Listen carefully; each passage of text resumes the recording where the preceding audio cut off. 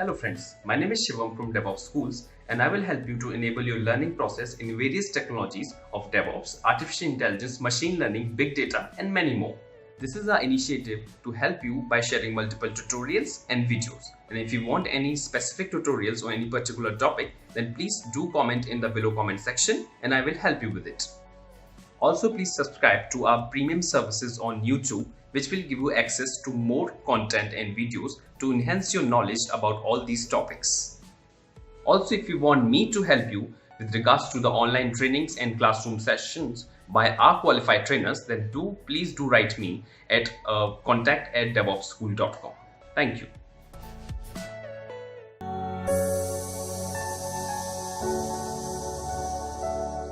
So now we are going to discuss about the Kubernetes, getting started with Kubernetes.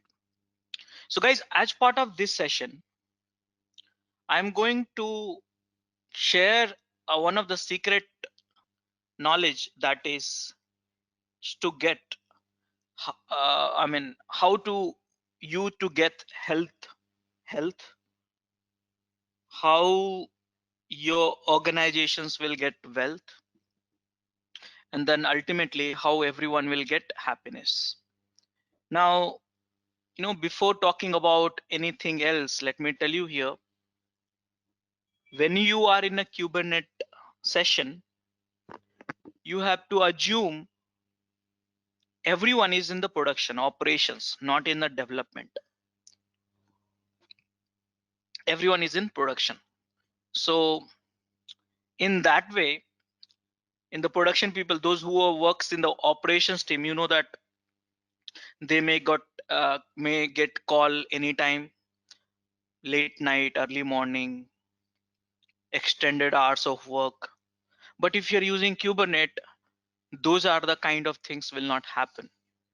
Yes, wealth for the organizations, they can save lots of cost. They can get the speed for the deployment and rollback. They can get more time to do the proper quality coding and testing. So lots of things will come up because of that, and everyone will be happy. So if you'd like to know how this can be possible, tools like a Kubernetes can help you to get you the good health, can help organizations to build the wealth, how that can be possible. So for that, you have to understand what each Kubernetes, then you need to understand how Kubernetes works, basically Kubernetes architecture, and then you need to install the Kubernetes, then we need to work with the pod, then we need to work with the deployment services and many more things we need to know. So let's get started. What each Kubernetes? So guys, if you want to understand what is Kubernetes, we need to understand these 4 questions. And the questions are, where did it come from? What does it do? Does the name mean, and why do we have it? These are the 4 questions. If we answer, then we get to know what is Kubernetes. So guys, Kubernetes born in Google. Yeah, Kubernetes is born in Google, and this got donated to CNCF in 2014. Recently, I guess 6 years, 7 years before, and this become open source. Now this tool is written in Golang. If you want to download the source code and many other information, you can go to the GitHub handle as you see in the slides, and you can get it rest of the things. There is a website also, kubernetes.io. There's official groups also, slake.kets.io, meetups groups also, so you can interact with it. So this is where the Kubernetes is coming from. Now this image is very interesting. Here if I see a Kubernetes and Omega and Bog, DNA is connected with it. Whereas Bog in proprietary, Omega is proprietary, and Kubernetes is open source. So I have a questions in my mind. What is Borg and what is Omega? So let me tell you in a simple way. You have experienced Google services so from last so many years, right? Google Gmail, Google searches, and many other services. Have you ever thought about it that how Google, with a limited people, few people, they are able to manage such a vast data centers, and in those data centers they are running applications? How that is possible? How they are able to do that? And when you look at those stuff, when you get into those detail, then you find it, okay, they are working on, they're running their vast infrastructure, vast amount of data center, and running their application on the platform called Borg or the platform called Omega. So here I'm not saying that Kubernetes is an extension of Borg and Omega, but what we are trying to say here is DNA is matching. Why DNA? Because Kubernetes also has certain capabilities. With a minimal people, you can manage vast amount of runtime environment, but in containers, and though it's open source.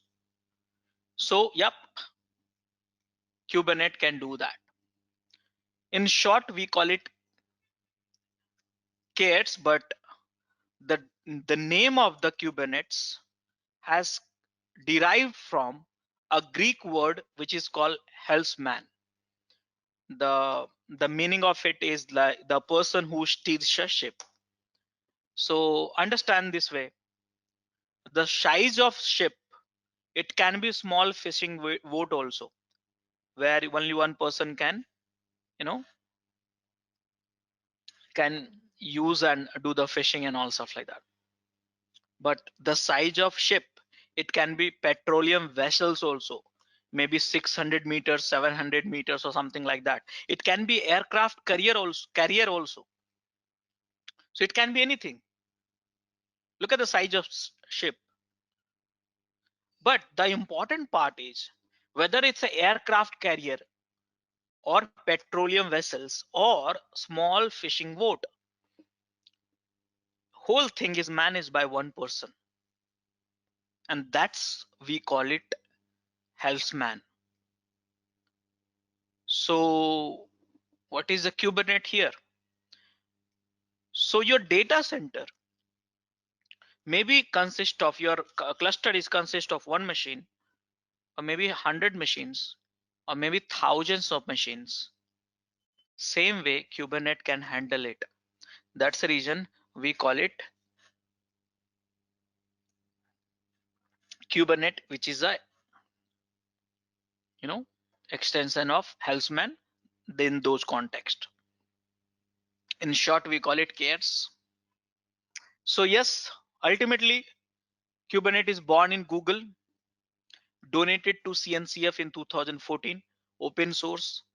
First release has happened in July 2015, written in Golang and rest of the things. Okay, so I hope you now understand what is Kubernetes. Now we need to know why Kubernetes, because without a reason, why we should spend time with it and learning and then implementing and stuff like that. Why we should do that? Why Kubernetes? So guys, Kubernetes, if you want to understand why we need a Kubernetes, you have to understand the limitation of Docker, or you can also say limitation of container. Yes, limitation of Docker or limitation of container. So if I see the limitation of container, one thing I see that whenever we implement the container, one of the challenges which we experience is scalability. That's the first challenge. So containers bring scalability challenges. Before talking about the second points, let's get a clarity here. Very simple way, I'm just trying to explain it to you. Okay, see, you have to answer this question. Okay, let's say there is one host and there is a Docker, and Docker manages the container. We know that one container, two container, three container, and that's all. That's the limit of it. We cannot have more than three containers. We cannot have more than three containers. So if you want to run more containers, guys, what we need to do? Tell me. I need to run 30 containers, not three. But in the one host, I can run only three container. So what should I do? Tell me. I need to create another node. Another node. Wonderful. You must be laughing on me, like why I'm asking this question. Such a simple question. You will keep adding the more node, and now each node you have a Docker. Correct?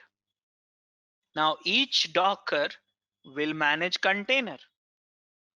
Okay, I'm not able to draw pictures properly, so please help me. Okay, so these are the four nodes I created. More nodes are here. So now you see that here. Look at this at the operation mindset. Don't think as a developer. Look at that, the operation mindset. I'm the person. Okay, I am the person. I don't have one machine. I have a tens or hundred of host, and each host we have a Docker, and each Docker manages the container. So now the question is in my mind, do I have one tool which can manage multiple hosts? Because Docker can manage only one host. You know that no matter how many CPUs, how many RAM, how many storage you submit to one VM or physical machine, nowadays it's a VM more or less. So that Docker will behave as if it's a one compute unit and they will run the container. But what about I want to run the containers in hundreds of machines? Now who will manage it? That's a question mark. Who will manage it? I wanted to run all together 30 containers. Altogether 30 containers. So for that, at least I needed 10 nodes for the smallest scenarios. So who will manage these 10 nodes? Is there any easy way to manage the 10 nodes? Docker has no capability. That's what I said. It has a limitation. When you scale the Docker technology, container technologies to the beyond the host machine, Docker stop supporting it that across the host machine. That's the one problem, guys. Second problem is, let's say this node got disappear because of some reason. It can be any reason, or maybe this container got corrupted or something has happened to this container. So in those cases, what will happen? Remember, for the production, you need 30 containers to be running at any given point of time. Think about it. Simple logic. I'm not complicating it. For my production servers, I need 30 containers should be running at any given point of the time. There are some problem in a few hosts. There are some problem in the few containers of certain particular host. It may happen hardware issues, software issues, network issues, permission issues, IO issues, disk issues. It can be an issue. You know that very well. So let's say from 32 it become a 20 containers and served by thousands of people. So response time for the average response time for the each user will increase. That means everyone will start complaining this site is not loading well, this web application is not good, let's skip it. Loss of revenues. Now what to be done? Someone will call you in the midnight saying that production is down, let's do something. Work beyond the working hours, fix it, and then go home. If you have worked with the production server, you know that how this culture which impact your health. Correct? So do we have any tool? Do we have any tool which can help me to all the time manage 30 containers? So even though if the one node is down, few containers got corrupted, let's say 5 out of 30 containers got corrupted. So immediately they should not call me, they should not wait for it. It become a 29 or 25, additional container should be added immediately in all the nodes. Is there any capability, in short, let me tell you, is there any capability using it I can manage my desire of containers with the actual containers without me coming into the picture? The tool should be doing it, not me. Guys, are you understanding it or not, the limitation? Understood. Yeah, so there's a two problem. Guys, there is one more problem which we have. All this container will be accessible to load balancer, remember. So this container, this container, this container, this container, this container will be connected to the load balancer, and then only the end user will hit to the load balancer, and this guy will decide it should transfer to which container. This is what we do in the production operations. We run Apache on hundreds of machines, or hundreds of physical machines, or hundreds of virtual machines, or now in the world of containers, hundreds of container. But we need to load balance also those containers, right? So user can hit on the load balancer, and then load balancer will pass the request to the one of the container. That's how this concept is working in the operations production. But there is a problem, guys. There is a problem. Load balancer balance the virtual machines or containers at the same port. Same port. Are you agreeing with me? Same port. All the machines, all the compute unit, all the applications should be having on same port. So load balancer will work. Are you agreeing with it? Yes. So guys, you tell me, think about it, because we have spent more than 2 days on the Docker.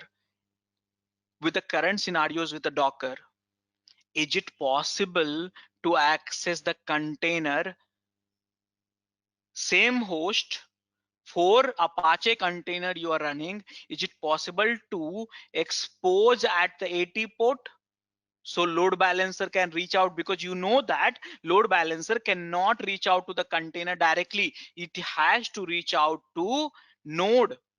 So is there any possibility you see here? No. No. So guys, this is also a problem with the Docker. Docker create a container, and this container's networking scope is local. If you want to expose that container to the host, then you can access it, but you cannot expose multiple container from the same host on the same port, because you know that node has only one network namespaces. Host, you have only one network namespaces, you know that. So now the question is, how can we load balance? So guys, like this, there are so many problems which you have with the container technology, which is not suitable for production. That is a problem.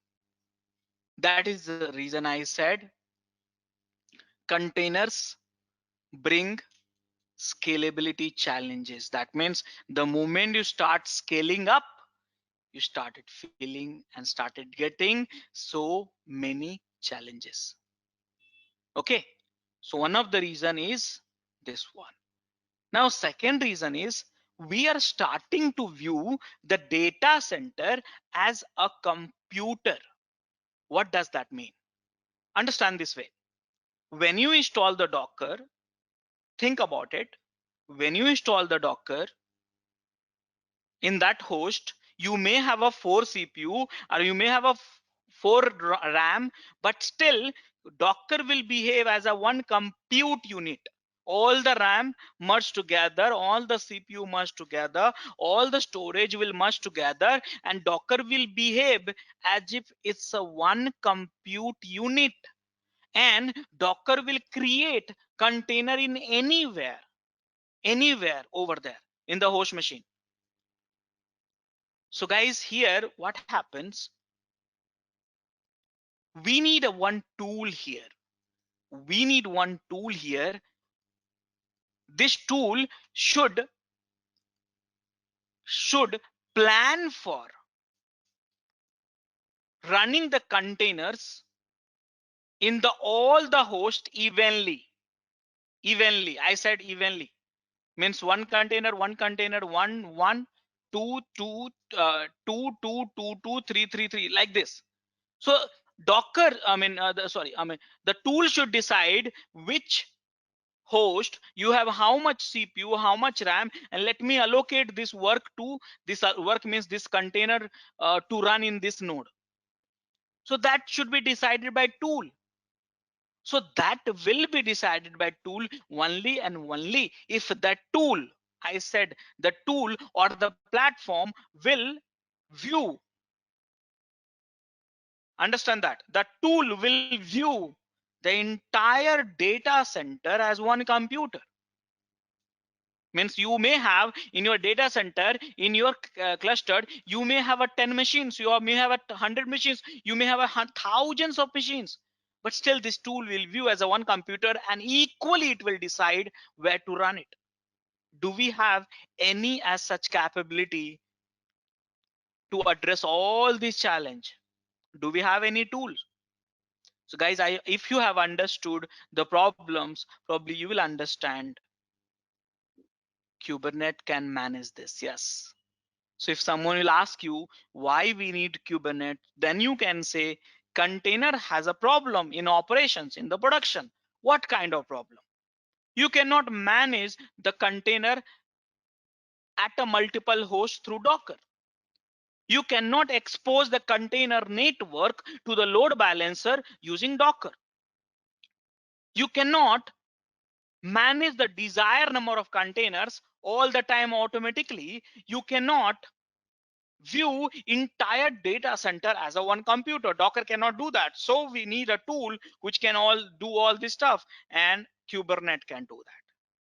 So guys, what is Kubernetes and why do we need it? Are we having understanding now? Are we having understanding now? Yes. So this is Kubernetes. So guys, same time, with the understanding of what is Kubernetes, why do we need it, you need to change your mindset also. You need to change your mindset. You are not in a development anymore. You are in a production. You are in operations. So you need to build a mindset, something similar to a business owner of the cattle. Think about it. If you have a pet's mindset, then what you will think about it, I'll tell you. Let's say there is a pet in your home. If something goes wrong with the pet, you immediately take to the doctor. You become sad. You feed them, you take care of them, you play with them, everything you do with the pet. But imagine if you are a business owner of the cattle and every day you are supposed to deliver 100 liters of milk through that business. So one day, one of your cattle will not perform well, or two of or five of your cattle will not perform well because of your number of liters of milk which you were supposed to deliver to the client will get impacted. So would you say to your client, boss, please wait, my cattle is not working properly, is not giving a milk, so what should I do? Wait for it, let me correct my cattle, and then I'll come back to you, and then I'll deliver the milk. Would you say as a business owner to your client? Tell me, would you say that? No. No, you do what you would do. Immediately you will replace the cattle with some cattle who's functioning well. Yes. So same way, guys, change your mindset in this class. You are the operations team. You are in a production. If some of your containers are not working well and remaining containers are working well, no need to be emotional about it. You just need to replace that container with some new containers. Ultimately, the 100 containers should be 100 container. It should not be 101 and 99. It should be 100. So now the question is, who will do that? Am I going to do that? No. Kubernetes will do that for you. Kubernetes, if some of the containers are not well, not working, get some issues in some nodes, no problem. Replacement container will be created. We immediately, with the blink of eyes, I repeat, immediately with the blink of eyes, your replacement will be created, and then your production is never ever down. So you have to change your mindset in the Kubernetes class. With that, guys, what is Kubernetes? So Kubernetes, we call it container orchestrator. We call it container orchestrator. It can act like it is acting like a workload placement. Workload placement means, see, you have hundreds of node, and hundreds of node, you have to equally decide the number of containers should be running across the cluster. So Kubernetes will do that part on behalf of you. You don't have to do that. And same time, Kubernetes also provide infrastructure abstraction. That means you don't need to know the complexity how the Kubernetes works, but it works. And from the high level, everything is so smooth. All the complexity Kubernetes has hidden within self. And the same time, Kubernetes will help you to manage the desired state. Desired state means I want 100 containers in my cluster. It should be 100 only, not 99, not 101.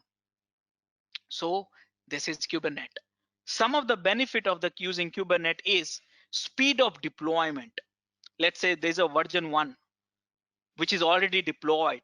So I want to deploy version 1.1, but how much time you have? Seconds. I repeat, seconds. Should be deployed everywhere. Can you do through the physical machines or virtual machines? Not at all. So Kubernetes can deploy the new version of software, and within a second, not in 1 or 2 or 5 or 10, hundreds of servers. And same time, ability to observe changes quickly. Patching, hot fixes, and all, it's possible quickly. Again, you want to roll back within a second, possible. Ability to recover quickly. And then hide complexity in the cluster. These are the benefits of Kubernetes, using Kubernetes. And that's the reason people love this, because you can deploy thousands of instances within a second. You can roll back thousands of instances within a second. You can upgrade thousands of instances within a second. And when I say instant, that means I'm talking about the containers. I am talking about container. So we need Kubernetes, guys. Kubernetes is moving very fast. So the best way to know the Kubernetes new recent innovations and everything is to be in touch with Kubernetes. To watch our complete session, enroll for our premium membership. Click onto the join button and enroll yourself with the best suited option. keep watching this space and then learn something, read something almost every day, so you can be in a pace with this. So guys, we all have understood what is Kubernetes and why do we need it. Any questions so far?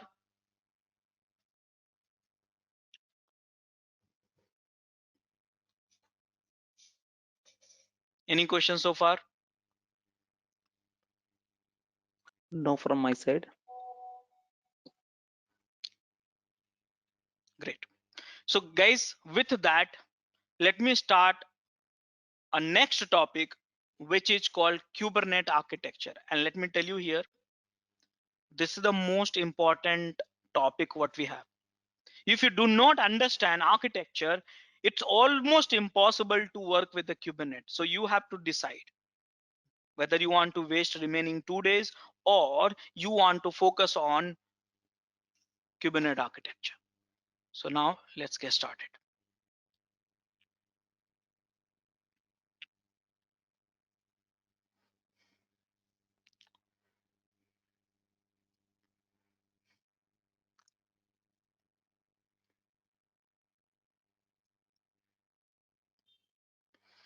So let's look at the Kubernetes at a big picture.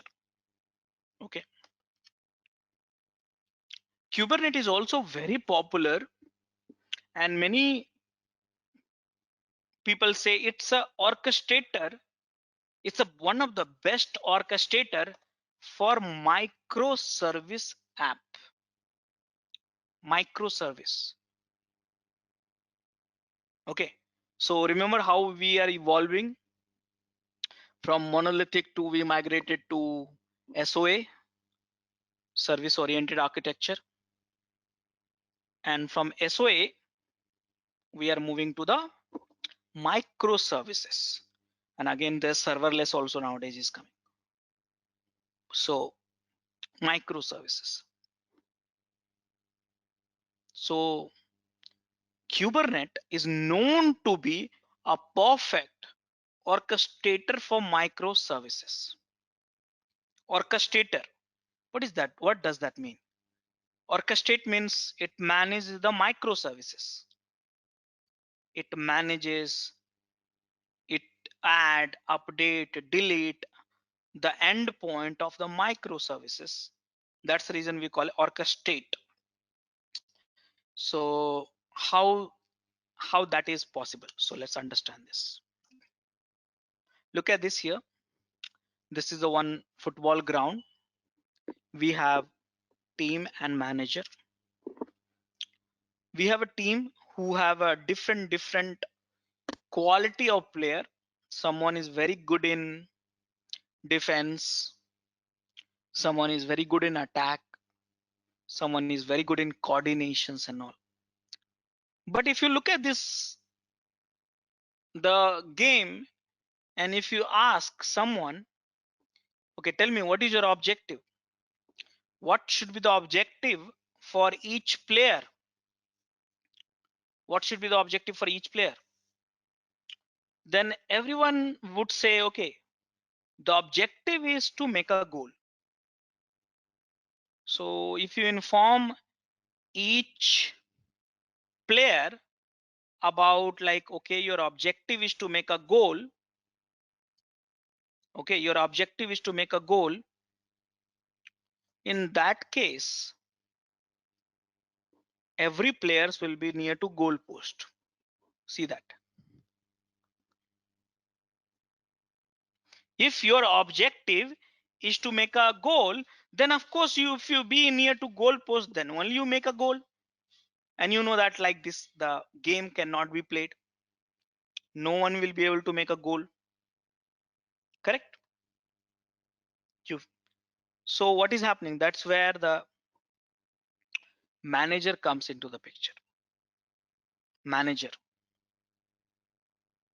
says, coach manager says, I know each one of you.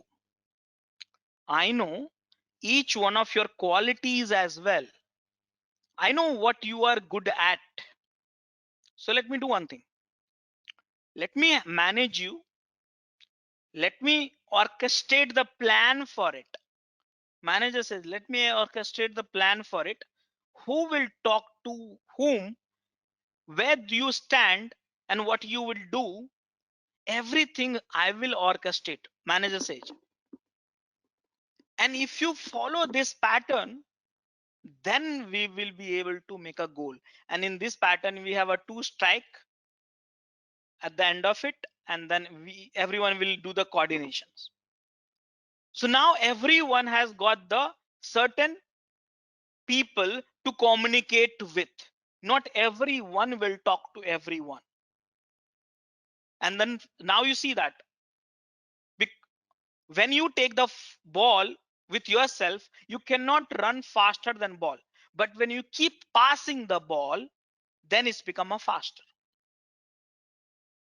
And that is how the team who is doing the best coordination, they will win. So now here the goal is changed, objective is changed, whom you are going to talk to is changed.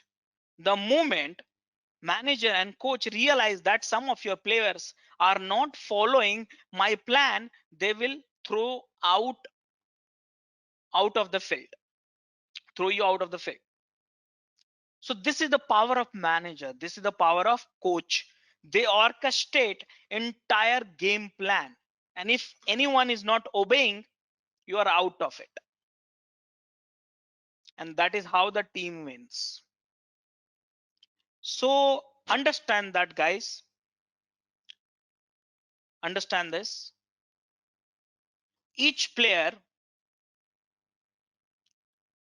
I repeat, convert into a microservices.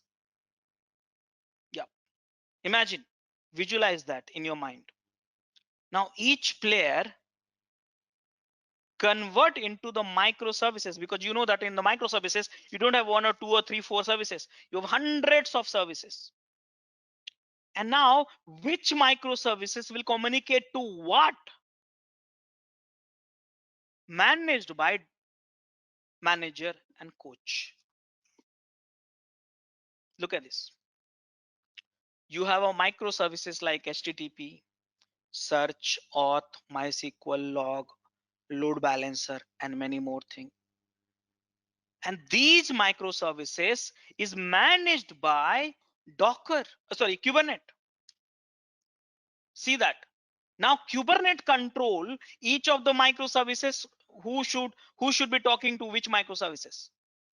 So here you have a 2 HTTPS, 1 load balancer, and remaining 111. Now you see that this is interesting. One HTTPS is the node 1, another HTTPS service is the node 2, and the behavior is same. So this is what it happens. This is what it happens.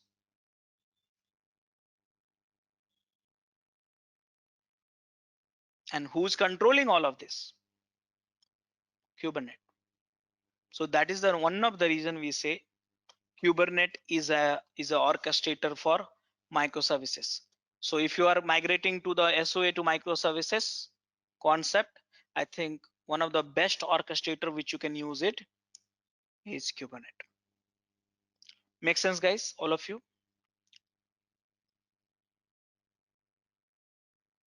Yes. So with that, guys, in Kubernetes, in terms of architecture, you have one Kubernetes cluster. You can look at the image on the screen. You have a Kubernetes cluster, and cluster has 2 primary component. Okay, one is called master, which is can be acting like a coach or manager, and there is a node actually. Node, you see that here. So all this master is one VM, you can say. Node is one VM, you can say. Multiple node and one master, or multiple node, multiple master for HA capability. You may have it, and together they are forming a cluster. If you look at this one more image, there is a package which is talking to the master, which is being sent to the master. So basically it's very simple. We develop that package which you are sending to the master, and from there onwards, this is the master's job to make sure that whatever you wrote in the package has to be delivered at the each node of the cluster. This whose job is master, not your jobs. You just write a package, send it to the master, and then master will do rest of the things with all the remaining nodes. So node plus master coming together, and we call it a cluster, KX cluster. Where is the master is in charge, and the node is the doing the real work. Real work means running your containers. So master is just managing all of it, but the real work where the container is running is at node. Now guys, one thing I see here in this image, if you look at it very carefully, we write a deployment package sent to the master. Master manages multiple node, but here if I see node has a pod. What is a pod? I'm just trying to find out what is pod. But I see, when I see clearly, inside a pod there is a one container actually. That is the image of the container.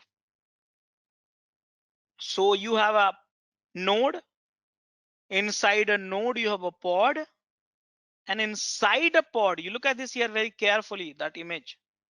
Inside a pod there is a container. Okay, but I know container, I understand what is node, I understand what is a master, but what is a pod?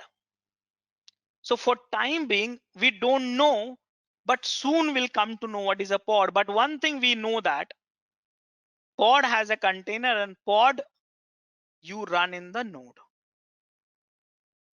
But what is a pod? We don't know, so we'll come to know in some time. So guys, let's figure it out. Master components first. What are the components we have in the master? Let's figure out first of all. This master server we also call a control plane. Yes, we also call this as a control plane. Okay, so here look at this here.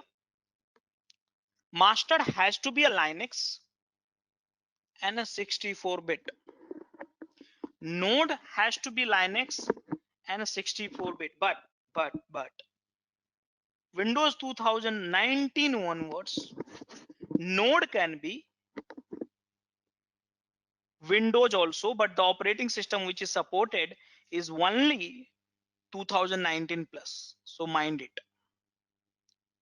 Okay, so yes, master has to be Linux and 64-bit, but node, it can be Windows, it can be Linux, but 64-bit. Okay, so little bit of modifications here is required. So with that, I see in this master has primarily 4 components. What are these? Those. By the way, if master goes down, okay, so entire cluster management will be done by nowhere, right? So to manage the cluster, you may have high availability of master. That means you can have a multiple masters, for example 3, 5, 7 or something like that. So master can be HA also. You can create a high availabilities as well of the master. Here if I look at this very carefully guys, this is a very important image. Master have 4 components. Which are those 4 components we'll discuss in some time. But I see the master manages the node And if I look at it carefully, node has a pod, but now pod has a two container, left side extreme top. If I see the right side extreme top, master manages the node. And here I see node has a two pod. And each pod you have one container. Below side you have a one node, one pod, one container. In the again another side, one node, two pod, and each one of these has a container. So what is going on here? What is a pod? I don't know, but pod has a container, I know. So far what we know is master manages the node. Node may have one pod or multiple pod, and each pod you may have a one container or multiple container. But the question is, what is a pod? We'll discuss about this. But if I look at it now, pod maybe, I'm just guessing, pod maybe is a basically some sort of, management method to manage the one container or multiple container, something like that. Is wrapper, you can say wrapper, but I don't know what is that. We'll come to know in some time. But right now I'm just guessing it could be a wrapper, something like that, which can manage the container, multiple containers together.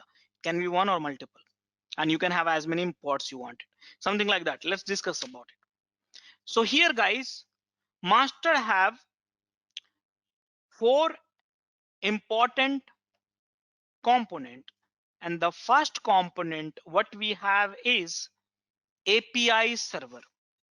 Okay, now I have a question. What is API server here?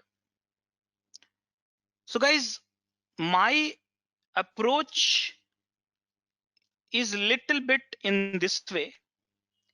Whenever I hear any keyword, any word, I try to break it apart to understand the meaning of it, because name itself has hidden meaning of it. So we call it this as a API server. So I know API. What is API? API is basically one endpoint. Okay. So if I reach to that endpoint, I'll get some features, some work done. That's called API. API, you just do go, let's say create something or delete something or modify something, some objects. So that's a API. But second keyword, if I look at this is server. That means this is the component which contain all the APIs supported by Kubernetes at one place. Yes. So first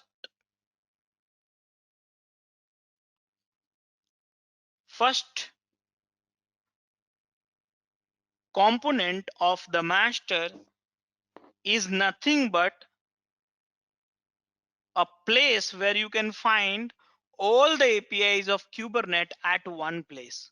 And that all feature of Kubernetes at one place, accessible at one place, that is called API server. Are you able to understand this, guys?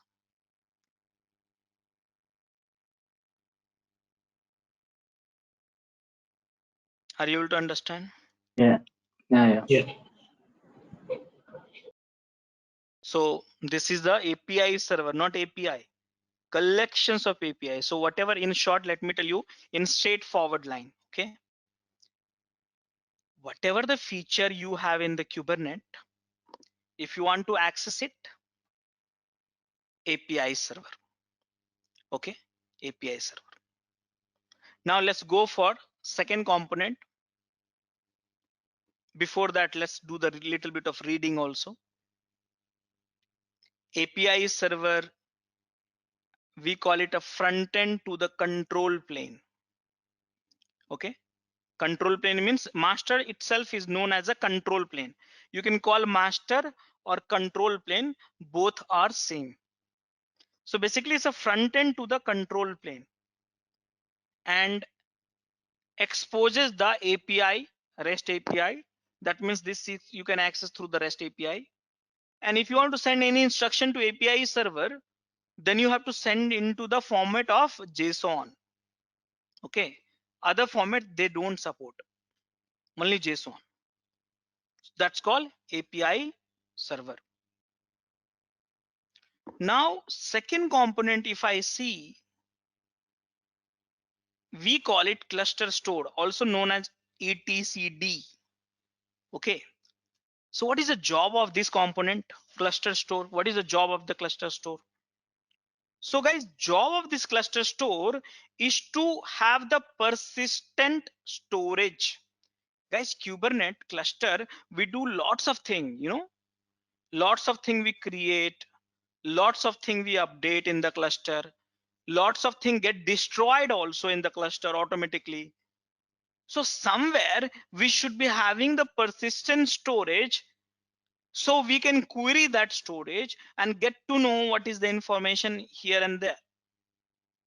So basically this is the component which is called, we call it a cluster store. Basically it's a persistent storage, persistent memory, persistent knowledge about your cluster. If this is lost, you lost everything. It's like this, your memory in your body, you have a memory, right? If memory is lost, your full body is not functional at all. If you want to know my experience, everything will come from my memory. I may speak up from my mouth, but it will come from my memory. So it's like that. If you want to ask cluster anything, so API server who can talk to cluster store only can get you from the cluster store. Now the question is, what it stored? It stored everything about the cluster state and configuration file, and how this, what exactly this is. So guys, this is a powered by etcd. Etcd is one of the key and value based distributed based database, you can say something like that, time series database or something like that. So it is a distributed, consistent and watchable. If you want to correlate something closer to MongoDB or something like that. Okay, so it's not a time series, I would say it's a distributed, consistent and watchable. And this is a source of truth for the cluster. And the only thing which you have to back it up in entire cluster is this one, because rest of the component you can get as many you wanted. Once the database is lost, nothing can be recovered. Guys, third component, if I look at it, here we have a kube controller manager. So guys, again I will break it down.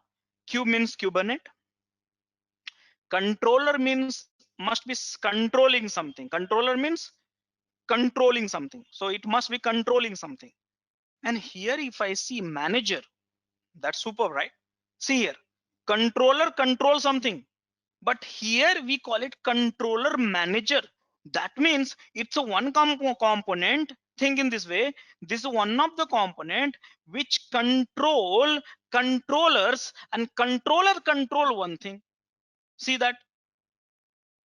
So it's a controller manager containing multiple controller, like a node controller, endpoint controller, namespace controller and many more. So the question is, what is controller? So guys, controller is something to check at the certain interval in the loop. For example, what is your CPU, what is your CPU, what is your RAM, what is your RAM, what is your disk IO, disk IO, disk IO, how many containers you have, how many containers you have, how many containers you have. So this is a kind of controller which controls something, monitor something, but in a loop, it never stop. It always keep asking stateless, and then informing to what? Informing to API server. So guys, controller manager has a controller, and controller watches for the changes, and this helps you to maintain a desired state in the cluster. For example, I wanted to have a 10 container. This is governed by controller now. So this controller, not manager, controller will keep asking, are you 10? Are you 10? Are you 10? If it has become 9 or 11, immediately it'll report back to the API server. So this is a controller manager. Guys, did you understand that all of this?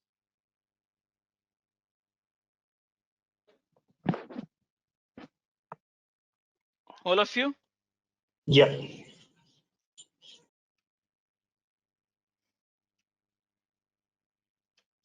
And last one is, guys, scheduler. Scheduler basically schedule the work.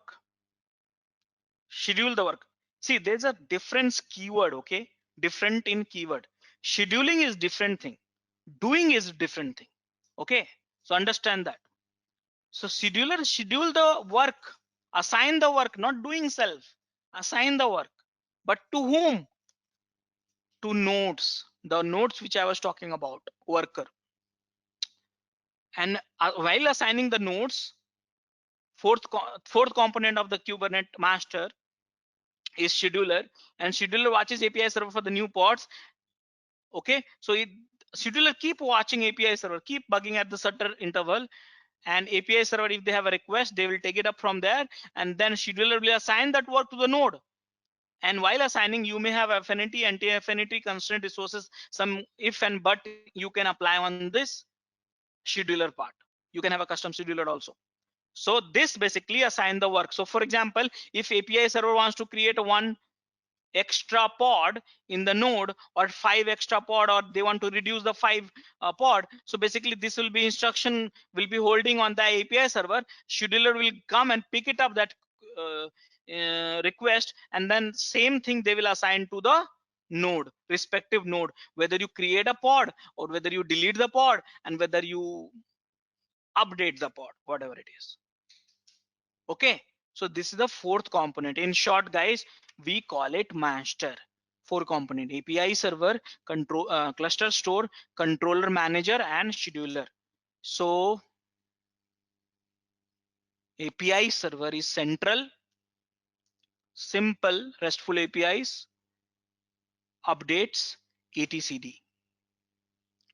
Cluster store, which is a persistent, store the persistent data in a form of key and values, powered by etcd, and you can watch it, and it's distributed also, by the way.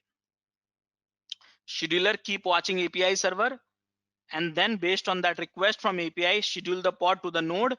It have a conditions of resources, respect constraint, and all stuff like that. And controller manager, which have so many controller, and each controller runs in the loop, and this controller will only help you to manage the lifecycle function and desired state. Keep watches and update the API server and manage the replica set. What is a replica set? I'll talk about later. So guys, this is the little bit broader picture of Kubernetes architecture. Look at it very carefully here now. So now you have a master. Master have 4 component. Scheduler assign the work to the node. Node has a pod. Pod has a container. But who's controlling API server? See, it's your workstation. Remember, there's a difference between worker, node, worker, all these are same, okay? But when we call a workstation, workstation means your laptop. Your laptop is your workstation. And workstation, what you will have at the workstation, what would you have? So at the workstation, you will have a kubectl, one utility, one tool that can talk to API server. So you will write one JSON file or YAML file. Okay, understand that. You will write in your laptop JSON file and YAML file, which will contain how many pod you want, and what each pod, what kind of containers you may have it, everything you write it, okay? And then after that, you send it through with the help of the kubectl to API server, and then forget about it. That's all. You don't need to worry about anything else apart from that. So you need To watch our complete session, enroll for our premium membership. Click onto the join button and enroll yourself with the best suited option. kubectl at workspace, and then this is the elaborated format. So guys, next component what we have is minion. Minion nodes, aka minion or aka the Kubernetes worker. This is the place where the pod runs. Pod has a container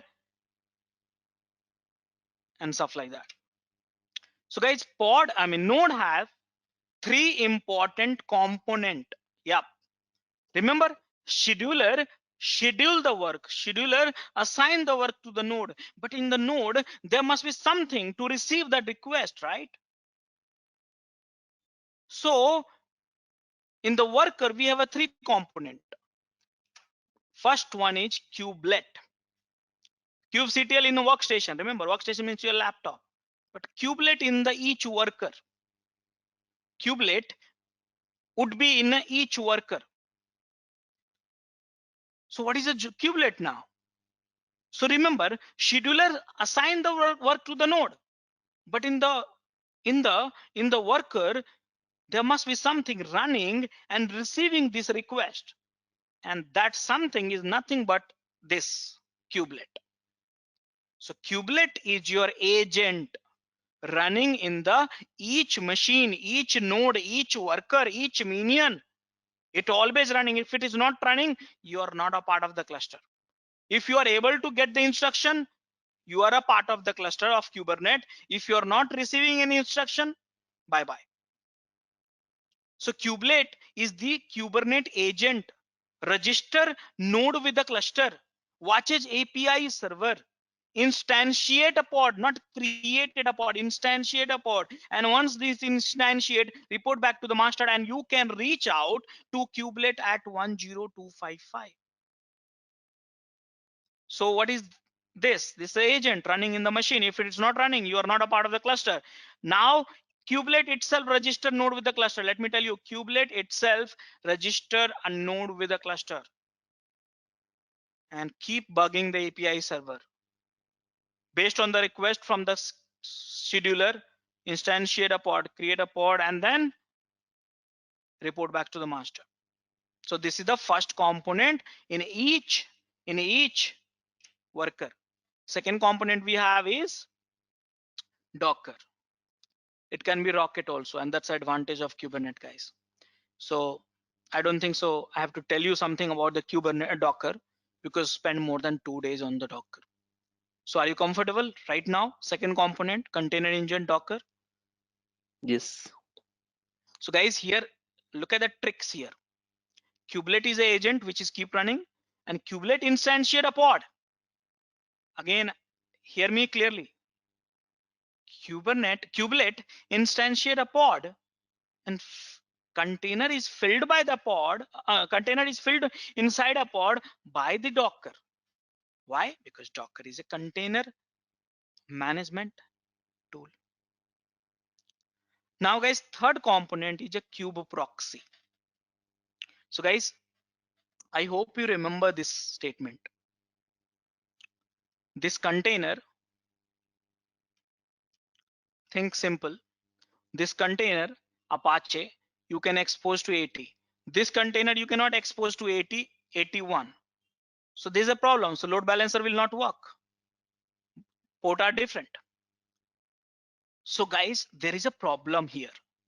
The problem here is container which is managed by Docker, the scope of the container networking is not broader to the cluster, not broader to the cluster, broader to the host only. That's a problem here with the Docker. Scope of the container networking is limited to container only, limited to the host only. I need this container, this container, this container, all three containers of Apache should be accessible from anywhere. And the same port, mind it, same port, so load balancer will do that things, load balance the container. But that is not happening. So we need a solution. So we need a solution. What solution? This is what we call it, Kubernetes networking requirement. In this, interesting thing is, guys, hear me out. In the world of Kubernetes, when we deploy the container through pod, mind it, I'm saying deploy the container through pod, then you know what? Container do not get IP address. Yes, container do not get IP address. That means container do not get assigned with network namespaces. If you remember the fundamental first day, I told you each container you may get assigned to what? One network namespace is correct, right? Do you remember that statement?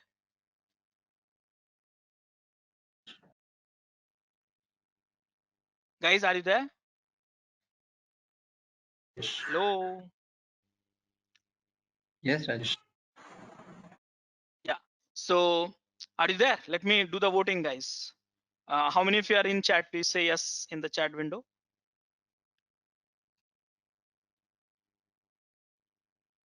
Yeah, cool. Thank you. So guys, remember, I said each container would get one network namespace, right? And today in the morning session, I said, recall the discussion. I said it is not necessarily like a container will have a network namespaces. You may assign that container with a host network also, or no network also. But you know what? Here they are doing what they are doing. Look at this here. Hear me out very carefully. Here, container which is inside wrapped around the pod, here container do not get network namespaces. So what? So actually what is happening, guys? There is one network namespaces getting created. Yes, one network namespace is getting created by kernel, but in this Kubernetes, it get allocated to the pod. And if you have a 4 containers in the pod, mind it, I said 4 containers in a pod, all containers share the same networking. Yep. That means here one network namespace is being shared by multiple container. Are you understanding me or not? It's understanding. Yeah. So guys, see that how beautifully they are playing. So what is happening? The Kubernetes networking requirement, as part of this requirement, guys, all pod can communicate with each other on all nodes. All pod means, now convert this image. I know this image is not good. I know this image is not good, but now convert all this container into the pod. So now let me change the color. So this is a one pod. This is the one pod. This is the one pod. This is the one pod. This is one pod. This is one pod. This is one pod. This is one pod. This is one pod. This is one pod. All this pod are of Apache only. Inside a pod, you have a container. Pod get network namespaces. Now the requirement is all pod can communicate with each other on the all nodes. That means this pod can be reachable by anywhere. This pod can be reachable by anywhere in the cluster. That's the first networking requirement. What will happen? See here. If this pod is accessible by anywhere in the cluster, so what is happening? All this Apache pod, you can create one load balancer here and load balance. And all the pods will have a same port number. So here you can load balance. So see that across how beautifully they played. So that is what I'm talking about. All the pods can communicate with each other on all the nodes, and all the nodes can communicate with all the pods. Yes, all nodes also, not only pod, node also. So if you have a 10 nodes in a cluster, each node can talk to each other, and each node can talk to each pod of the each on each node, and each pod can talk to each node of the cluster. And no NATing should be allowed without NAT. So who will do that for you? Qproxy. This is the third component which is there in each cluster, each worker, which is making this possible. So if you want to know more about it, deep dive into more about it, learn the networking concept, guys. Bridge and all, you might have tried a little bit of it. So Qproxy. So what exactly Qproxy is? A Qproxy is the third component which is lying in the each node, each worker, which manages the IP address of the pod. Yes. And all containers in a pod share the same IP, which is allocated to the IP address, pod. And because of this, because of Qproxy only, I repeat, because of Qproxy only, load balances across all the pods happens. Now, if you want to know how Qproxy is doing all this stuff, then you have to get into the networking concept. My job is to teach you only the till here, what Qproxy is doing. But if you want have more curiosity, deep dive into the networking and learn more about it, Qproxy and their drivers and stuff like that, get to know. So guys, overall, three component we have in the worker: kubelet, which is the main Kubernetes agent, Docker engine, container engine, and Kubernetes networking service, which is a Qproxy. This all together, see that. So we know that first earlier who is talking to which one. So only within a master, if you know, cluster store talk to API servers talk to the cluster store, scheduler keep talking to API server, controller manager keep informing to API server. But across the node, okay, kubelet and proxy keep talking to API server. Okay, this is the communications. Make sense, guys, all of you? Yes. Okay, great. So guys, what is node? I think we got to know. Kubelet, node has a three component: kubelet, proxy, runtime environment, container runtime. So kubelet monitor API servers for changes, responsible for pod lifecycle. Remember, container lifecycle I taught you, right? But pod lifecycle I'll teach you. So responsible. So who's responsible for the pod lifecycle? Kubelet. And the kubelet report back to the report node and the pod state to the master API server, and do some probes, liveliness, and all stuff like that also. Check probes means check some monitoring stuff. And proxy we discuss. Qproxy, which is a network proxy IP tables. This is basically proxy IP table. Implement the services like microservices. I'll discuss about this. Load balancer basically. When I say services now onwards, okay, not microservices or OF services or app services. Whenever I say services in Kubernetes, think about the load balancer. Okay. Routing traffic to the pod. So basically, because of this, you are able to route the traffic to the pod, and pod has a container, and container has applications and all. And then Qproxy helps you to load balancing, and Docker, the things which you know very well. We spend good amount of time. Other components are also available in this master: DNS, ingress, dashboard. Many things are there, and like that. So guys, we have understood what is master. We have understood what is worker. But what you are going to do through workstation, you're going to write a YAML file, right? JSON file. But what you are going to write over there, that is the important question. Third component, which is the most important one. What you will write in the package, which will be sent to the master. Look at this image. This is JSON file, right? Downside in your laptop, you will write it, then send through the kubectl to API server. API server will store in the cluster store. Controller will keep checking that entire cluster and reporting back to the API server. API server will find mismatch between the cluster store and controller, reported by controller. It will schedule the work to the scheduler. Scheduler will assign the work to the node. Node will be received by the kubelet. Kubelet will instantiate those pod, and pod has a container with the help of the Docker, and networking will be given by the kubeproxy. And that is how you can run large amount of container at the multiple server. But the question is remain same. What I will write in the JSON file? It could be YAML also, but always API server accept the JSON. So that's the next question, guys. So guys, any questions so far? Any questions so far, guys?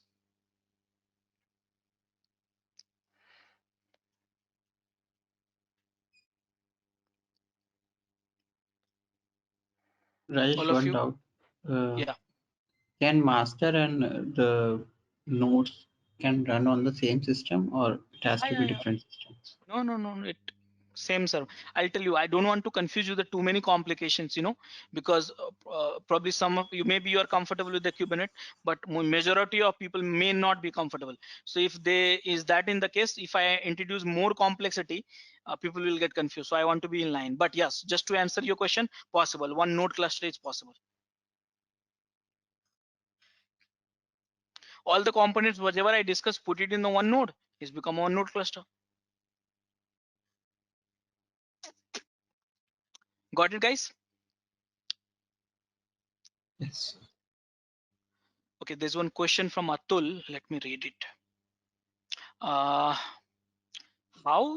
does multiple master work in a cluster? So Atul, please remind me these questions at the end of the session. If I talk now, probably it will deviate from our direction. So remind me at the end of it. Okay, it's very easy though. You'll understand it. It's not complicated topic.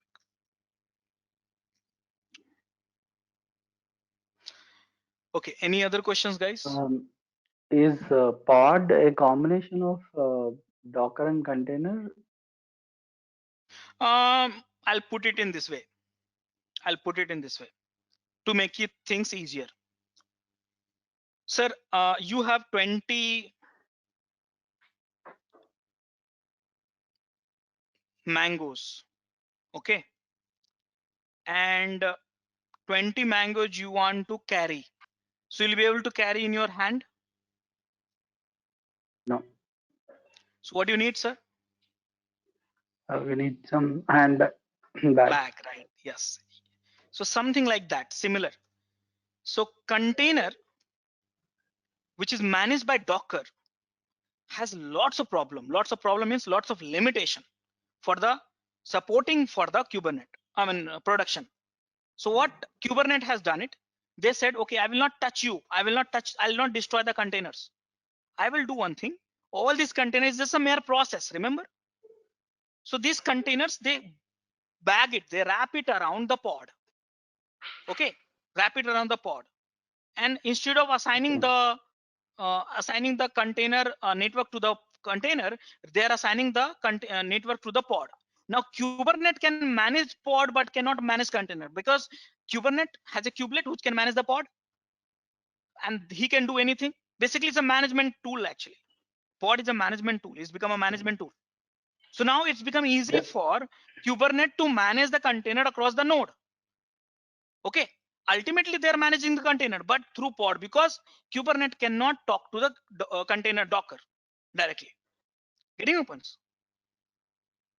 Okay, so the ML file that is written will be pushed to the container through using the pod's network IP by No. This question is controller. confusing actually. So you have to wait for some more time to see the live. Then you will be able to correlate all this stuff, because this question is confusing. All right. Yeah. Who's going to ask last question, guys, before we take a break?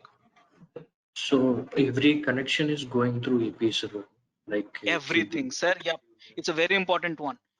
Without API server, no one can do nothing. Any internal and external communication, I repeat, any internal and external communication. External means you talk to the API server. And internal means External node talk line to. of internal. And internal means node talk to API server, controller talk to API server, scheduler talk to everything.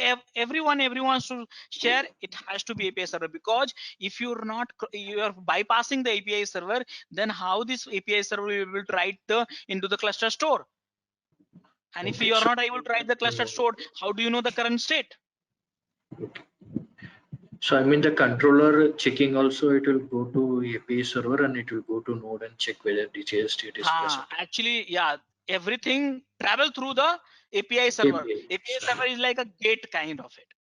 Okay, so if DCS state not there, it will tell directly to scheduler, or it will tell to API server, and API server will tell to scheduler, and scheduler will allocate the correct state with the help of API server again to the node. This is a upcoming topic. I'll show you that. Along with that, you can access our other tutorials such as Docker, Ansible, Jenkins, Terraform, Splunk, AWS, Azure, and various other DevOps related premium tutorials with our channel membership. If you would have any issues with our channel membership, you can drop an email to us at contact@devopsschool.com, or you can also unsubscribe from channel membership anytime if you don't want to continue or did not like the video. To get our channel membership, click onto the join button, select the $399 plan, and grow your skills immensely. Please be kind enough to like it, and you can comment any of your doubts and queries. We will reply to them at the earliest. Thanks for watching.